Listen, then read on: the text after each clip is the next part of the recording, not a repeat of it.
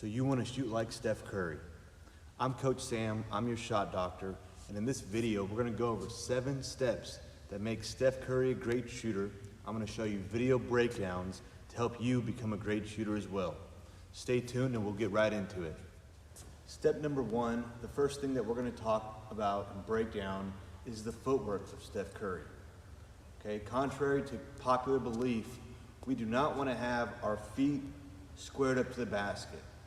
When we get ready to shoot, we do not want to have our 10 toes pointed at the rim. If you watch Steph shoot, you'll see him have a slight turn with his feet.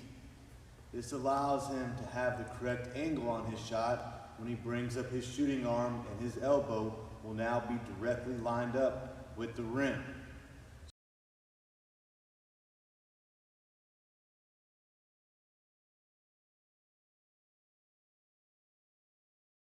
Step number 2, we're talking about having a clean release with one motion into our shot.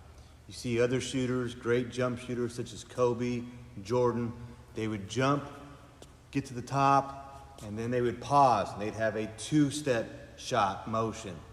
Steph Curry, once he begins his shot, it's all one motion. Okay, we want to be a one-motion shooter in order to replicate Steph's shooting ability and likeness, okay? It starts when he catches it with a slight dip. So when you catch that ball, go ahead and have a slight dip. This is going to create the momentum needed to go right at the rim.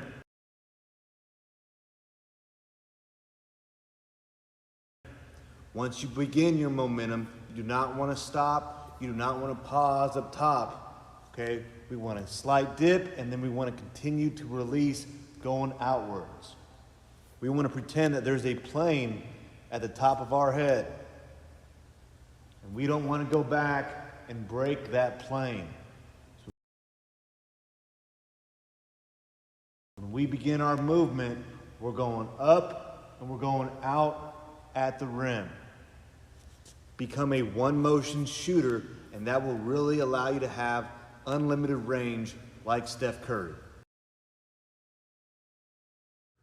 Just real quick, if you've learned anything in this video, be sure to like, subscribe, and follow so you can continue to learn about shooting and continue to progress on your shooting ability. We're now moving on to step 3, and the third step is going to be a consistent shot pocket. When you watch Steph shoot, if he catches a pass out here, he's constantly bringing it directly to his shot pocket. If it's off the dribble, bringing it to the shot pocket, okay? That's going to be right around the midline of your body. So in order to become a great shooter, make sure, regardless of where the pass is, regardless of your dribble, that you're bringing it to your shot pocket in this midline of your body before you begin your shot movement. This will create consistency regardless of where the ball is, if it's a bad pass, or regardless if you're off the dribble.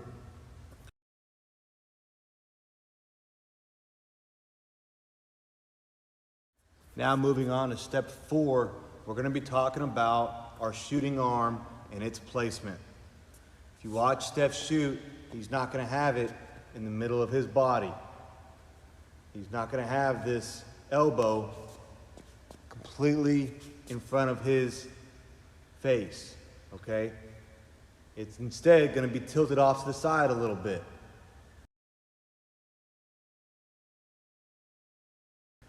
I use a technique called the lazy arm swing.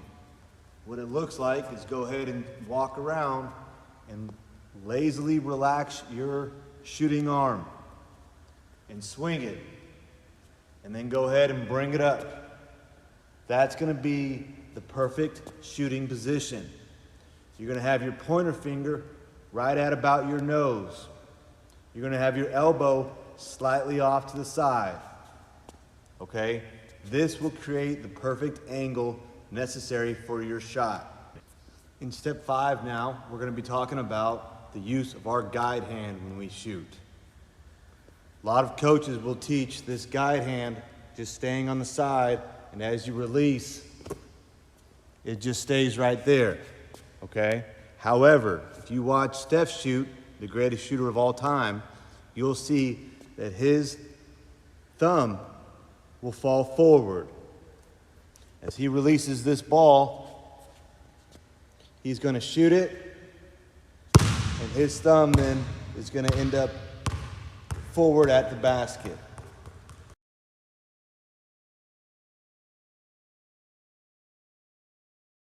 So when you shoot, get in that habit of shooting, releasing, and then flicking your wrist at the basket, okay? This will create a direct line so that you're more consistent and that the ball is not having to use as much pressure from your shooting hand, but instead is able to be collected together with your offhand to create that one motion shot. You're flicking your wrist and with your shooting hand, and you're flicking your wrist with your guide hand at the same time. The sixth step, we talked about it briefly in step one, but going into more in depth now, is going to be the dip. Okay? This creates more momentum as you shoot the ball. So when you catch it in your shot pocket, in your shot line, Steph loves to create a little bit of a dip in his motion. So when you get ready to shoot, go ahead and dip the ball while keeping your shooting arm and elbow and wrist locked in place.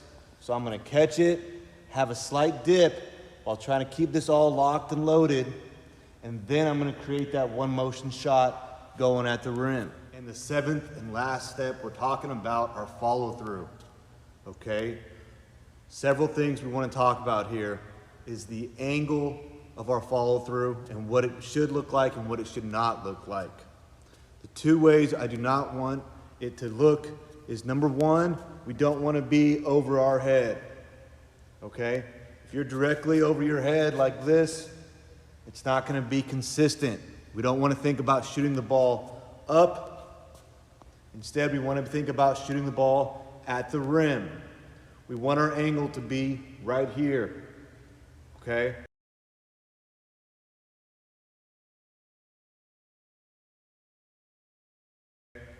My hand is followed through.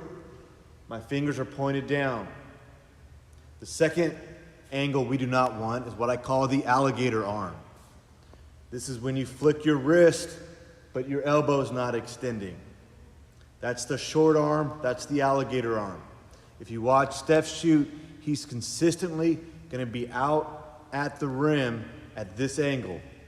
This way he doesn't have to second guess if it's going to be a harder flick of the wrist or if he's going to use more shoulder, like a catapult like we talked about. We don't want to bring it behind our head. We don't want to follow through up. We want to go right at the rim with this one motion shot. I'm now going to give you a few shooting drills to help you with your shot. The first one, I call it 180 turns. You're going to flick the ball to yourself, catch with a 180 turn, and shoot the ball. Do it both directions. Catch. Okay, this allows us to quickly find our target despite not looking at it at first. Okay, so I'm looking the opposite direction, but as I turn, I'm quickly recognizing the rim. That's our first shooting drill. Second shooting drill, I call it pocket pulls. We're working on bringing that ball to our shot pocket. So we're going to bounce the ball at different heights, different angles, and working on bringing it to our shot pocket, a pocket pull. The first one might be a high dribble, and then we're bringing it to our pocket. Next one might be a low dribble, bring it to our shot pocket. Work on both hands. Okay, then as you get creative with it, you can work on bringing it wider. Okay, those are pocket pulls practice shots. Work on those from all different types of angles.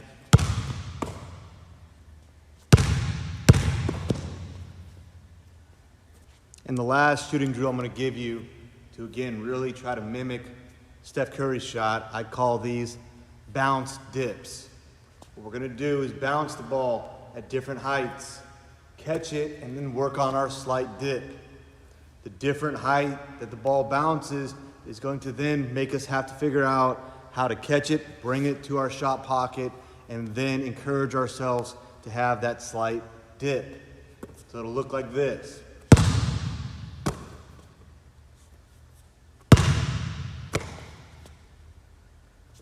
Maybe a small bounce. Smaller bounce, I need to catch it lower, bring it to my shot pocket, and then create the dip. So work on different heights of your bounce so that you're always able to catch it at different angles, bringing it to your shot pocket, and then having that slight dip. I appreciate all of you shooters watching my video.